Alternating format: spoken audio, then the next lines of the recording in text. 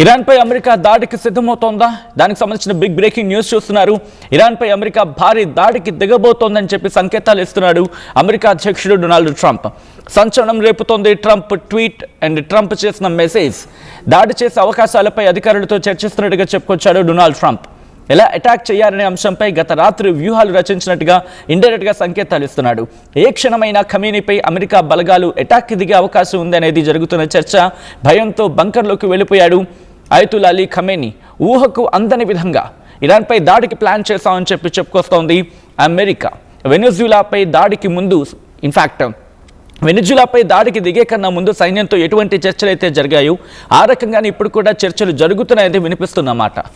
Iran ప్రజలకు సాయం చేస్తామంటూ ట్రంప్ కొద్దిసేపటి క్రితం తన ట్రూత్ సోషల్ మీడియా ఖాతాలో మెసేజ్ చేశాడు. నిరసనకారులపై ఇరాన్ సైన్యం ఉక్కుపాదం మోపుతోందంటున్నాడు. ఆందోళనలతో నెత్తురోడుతోంది ఇస్లామిక్ దేశం అంటూ సంచలన వ్యాఖ్యలు చేశాడు. ఆందోళనలో ఇప్పటి వరకు దాదాపు 538 మంది మృతి చెందారు. 10,800 మందిని అరెస్ట్ చేయడం జరిగింది ఇరాన్ సైన్యం. ట్రంప్ చేసిన ఆ సోషల్ మీడియా ట్రూత్ పోస్ట్ మీరు చూడొచ్చు. If Iran shots and violently kills peaceful protesters which is their custom, the United States of America will come to their rescue. We are locked and loaded and ready to go. Thank you for your attention to this matter. President Donald J. Trump అంటూ కూడా కొద్దిసేపటి క్రితం Trump చేసిన ట్రూత్లో in fact అది ఆయన social media truth అనేది ఆయన social media ఖాతాలో ఆయన చేసుకున్న పోస్ట్. అది కొద్దిసేపటి క్రితం సిద్ధంగా ఉండండి అంటూ కూడా వార్నింగ్ ఇస్తున్న క్రమం. ఈ నేపథ్యంలో ఇంకా ఏమంటున్నాడు అనేది డీటెయిల్గా మాట్లాడుకునే ప్రయత్నం చేద్దాం. అసలు ఇంతకీ ట్రంప్ ఏమన్నాడు ముందుగా చూద్దాం.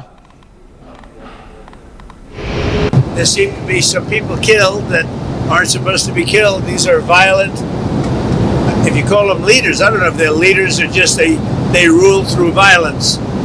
But we're looking at it very seriously. The military is looking at it, and we're looking at some very strong options. We'll make a determination.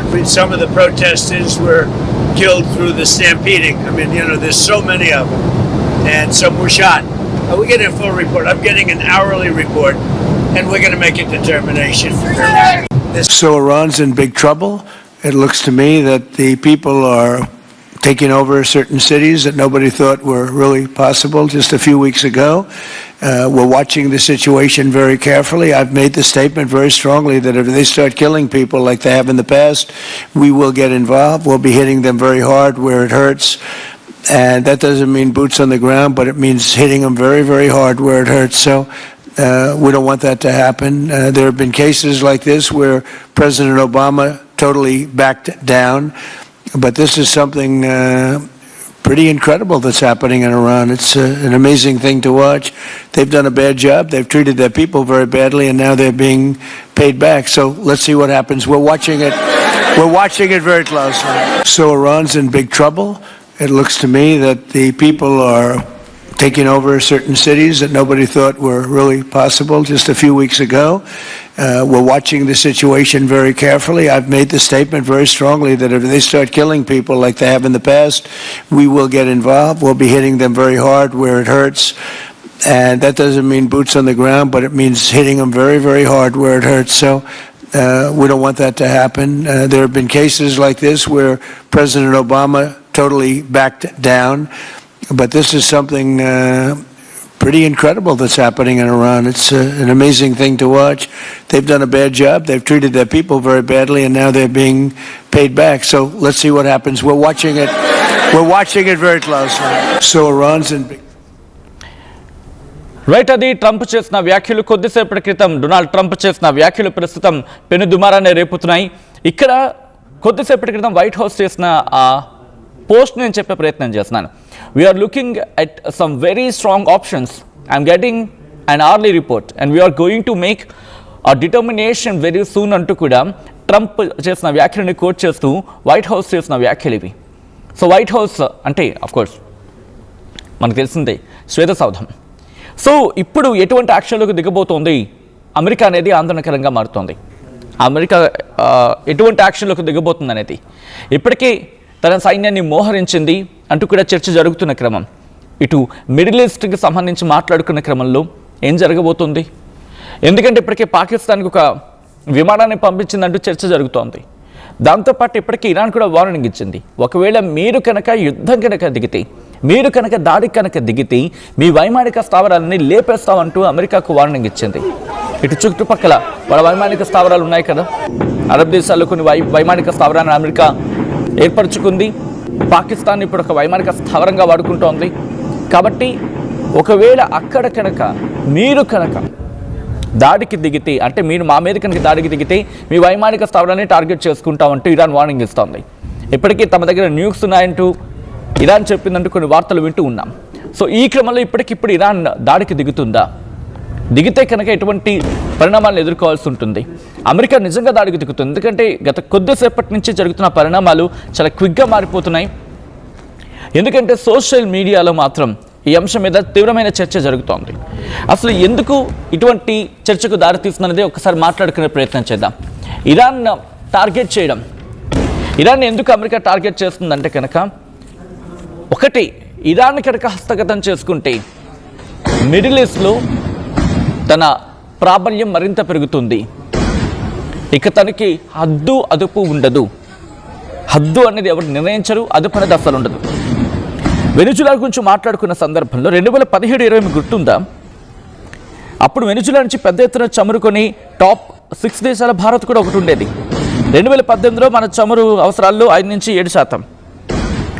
అంతకన్నా ముందు ఇరాన్ నుంచి కూడా మనం కొనుగోలు చేసేవాళ్ళం. అసలు ఎందుకు ఇరాన్ ఇలా ఈరోజు తయారయ్యింది?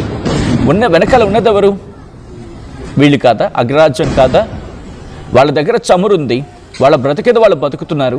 ప్రతి దాంట్లో దూరిపోవాలి, ప్రతి దాన్ని పూర్తిగా ధ్వంసం చేసి వదిలేయాలి.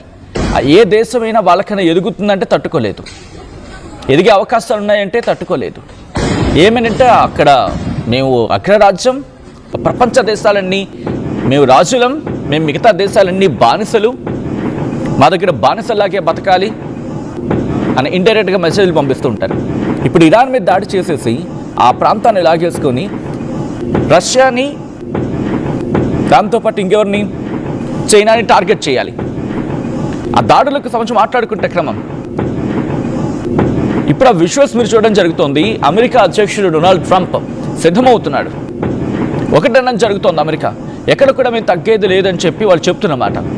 సో ఇటువంటి నేపథ్యంలో అమెరికా ఇప్పటికిప్పుడు తగ్గే అవకాశం ఉందంటే బిగ్గెస్ట్ క్వశ్చన్ మార్క్.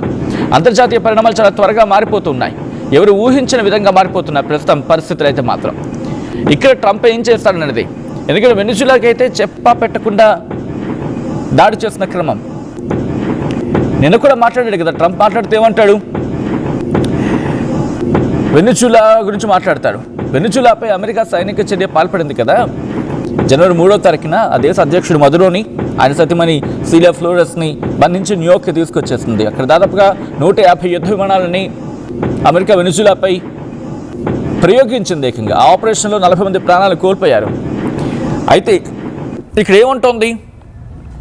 అధ్యక్ష స్థానంలో ఉపాధ్యక్షురాలు డెల్సీ రోడ్రిగ్స్ను వెనిజులా తాత్కాలిక అధ్యక్షురాలుగా కూర్చోబెట్టింది అదే సుప్రీంకోర్టు. అయితే వెనిజులాలో తమ ప్రభుత్వం ఉంటుందంటూ ట్రంప్ ప్రకటించాడు. But coming back to the subject here it again. ఇక ట్రంప్ ఏమంటాడు? వెనిజులా సంగతి చూశారు కదా, గుర్తుపెట్టుకుని నెక్స్ట్ మీరే. ఇప్పుడు ఏం జరగబోతుంది? నిజంగా ట్రంప్ దాడికి దిగుతాడా? ఒకవేళ ట్రంప్ దాడికి దిగితే కనుక పరిస్థితులు ఏంటి? ఎందుకంటే ఒకసారి ట్రంప్ చేసిన ట్వీట్ నేను మీకు చూపించే ప్రయత్నం చేస్తాను.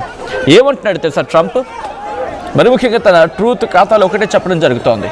ఇంతవరకు జరిగింది ఒకటి, ఇప్పుడు జరగబోయేది ఒకటి. ఇక మేము సహించేది లేదు, ఏ క్షణాన్నైనా దాడికి దిగుతాం, ఇంకా చెప్పాలంటే దాడికి తెగబడతాం అని అర్థం వచ్చేలా ప్రస్తుతం అమెరికా అధ్యక్షుడి వ్యాఖ్యలు ఉన్నాయి. నేను ఆయన చెప్పిన స్టేట్మెంట్ మరి ముఖ్యంగా వాళ్ళ వైట్ హౌస్గా చెప్పుకుని, do you think Iran takes your threat seriously అంటే అప్పుడు ఏమంటున్నాడు తెలుసా Trump? Wouldn't you say that they probably do at this point after going through it for years with me? Soleimani, al-Baghdadi and the Iran nuclear threat wiped out. What a stupid question అంటూ అటు ఆ question కొట్టుపారేస్తున్నాడు అన్నమాట. And Iran parliament speaker సంబంధించి మాట్లాడుకునే క్రమంలో వాళ్ళు అమెరికాని ఇజ్రాయెల్ని బెదిరిస్తున్నారు. వాళ్ళేమంటున్నారు? America ఇజ్రాయెల్ని బెదిరిస్తూనే రీసెంట్గా జరుగుతున్న రైట్స్ గురించి మాట్లాడుతున్నారు. దీని వెనకాల ఉన్నది ఇజ్రాయెల్. అలాగే అమెరికా. ఇది ఇరాన్ వాదన. ఒకవేళ అమెరికా కనుక తన మనస్తత్వాన్ని లేకపోతే తన తీరును మార్చుకోకపోతే మేము ఇజ్రాయెల్ మీద దాడి చేస్తాం, ఇజ్రాయెల్ మీద విరుచుకు పడతాం, అలాగే వైమానిక స్థావరాన్ని మేము టార్గెట్ చేసుకుంటాం. ఇది వాళ్ళు అంటున్నమాట. ఒకసారి ట్రంప్ రియాక్ట్ అయ్యాడు ఇరాన్లో జరుగుతున్న అల్లర్లపై రియాక్ట్ అయ్యాడు. ఒకసారి ట్రంప్ ఇంట్రెస్టింగ్ కామెంట్స్ చేశాడు. ఏ క్షణాన్నైనా దాడికి తెగబడతాం అంటున్నాడు. ఇంతకీ ట్రంప్ ఏమంటాడో చూద్దాం ఇంకోసారి. There seem to be some people killed that aren't supposed to be killed. These are violent. If you call them leaders, I don't know if they're leaders or just they rule through violence. But we're looking at it very seriously. The military is looking at it, and we're looking at some very strong options. We'll make a determination. I mean, some of the protesters were killed through the stampeding. I mean, there's so many of them, and some were shot. We're getting a full report. I'm getting an hourly report, and we're going to make a determination. So Iran's in big trouble. It looks to me that the people are taking over certain cities that nobody thought were really possible just a few weeks ago. We're watching the situation very carefully. I've made the statement very strongly that if they start killing people like they have in the past, we will get involved. We'll be hitting them very hard where it hurts. And that doesn't mean boots on the ground, but it means hitting them very, very hard where it hurts. So we don't want that to happen. There have been cases like this where President Obama totally backed down. But this is something pretty incredible that's happening in Iran. It's an amazing thing to watch. They've done a bad job. They've treated their people very badly, and now they're being paid back. So let's see what happens. We're watching it. We're watching it very closely. So Iran's in big trouble. So చూసారు కదా Trump ఏమంటున్నాడు. ఏ క్షణాన్నైనా దాడికి దిగే అవకాశాలు పూర్తి స్థాయిలో ఉన్నాయని చెప్పి అనుకోవడంలో అతిశయోక్తి లేదు. ఎందుకంటే అక్కడ ఇరాన్ నిరసనలతో అట్టుడుకుపోతోంది. ఆందోళనకారుని తీవ్ర స్థాయిలో సైన్యం అక్కడ కంట్రోల్లో తీసుకునే ప్రయత్నం చేస్తోంది. అంటే ఆందోళన ఇంకా పెరగకుండా అక్కడ సైన్యం రంగంలోకి దిగింది. ఇప్పటికీ ఇరాన్ వీధులు మారిపోయాయి ఏకంగా. ఎలా చెప్పాలంటే ఏ వీధి తీసుకున్నా ఆందోళనలే కనిపిస్తున్న పరిస్థితి ఉంది. అక్కడ ఇంటర్నెట్ సేవల్ని బంద్ చేసింది అక్కడి ప్రభుత్వం. ఆ తర్వాత కరెంటు కూడా పూర్తిగా కట్ చేసేసింది. ఘర్షణల్లో ఇప్పటి వరకు దాదాపుగా 538 వరకు మరణించారనేది వినిపిస్తున్నమాట. నిన్న మొన్నటి వరకు 10 మంది 20 మంది మాత్రమే వినిపించింది. 45 ఆ తర్వాత 50. కానీ ఒక్కసారిగా ఉన్నట్టుండి 500కి చేరుకుంది ఈ సంఖ్య. ఇందులో 50 మంది భద్రతా సిబ్బంది ఉన్నారనేది వినిపిస్తున్నమాట. ఇప్పటికే 10,600 పైచిలుకు ఆ దేశ ప్రజలు అరెస్ట్ అయ్యారట. ఇది సైన్యం వారిని అదుపులోకి తీసుకుందని చెప్పి కొన్ని గణాంకాలు చెప్తున్నాయి. ఇరాన్పై సైనిక చర్య అవకాశాలని అమెరికా తీవ్రంగా పరిగణిస్తోందని చెప్పి విదేశీ మరి ముఖ్యంగా అంతర్జాతీయ మీడియా నొక్కి వక్కాణిస్తోంది. ఇరాన్ ఒకవేళ ఇరాన్పై సైనిక చర్య తీసుకుంటే ఇక్కడ ఇరాన్ ఏమంటోంది, ఒకవేళ సైనిక చర్యకు కనుక అమెరికా దిగితే అంతకు ముందే అయతుల్లా అలీ ఖమేనీ ఇస్తున్న వార్నింగ్ కదా, అంతకు ముందే మేము కొట్టేస్తాం, అంతకు ముందే మేము దాడి చేస్తాం. ఏవి ఇటు అమెరికా వైమానిక స్థావరాలు ఎక్కడెక్కడ ఉన్నాయి, పక్కన ఉన్న దేశాల్లో వాళ్ళ వైమానిక స్థావరాలు ఉన్నాయి. దాంతోపాటు ఇజ్రాయిల్ మెయిన్ అది వాళ్ళకి, అక్కడ కూడా విడిచిపెట్టేదే లేదు. మీ వైమానిక స్థావరాలు టార్గెట్ అవుతాయి.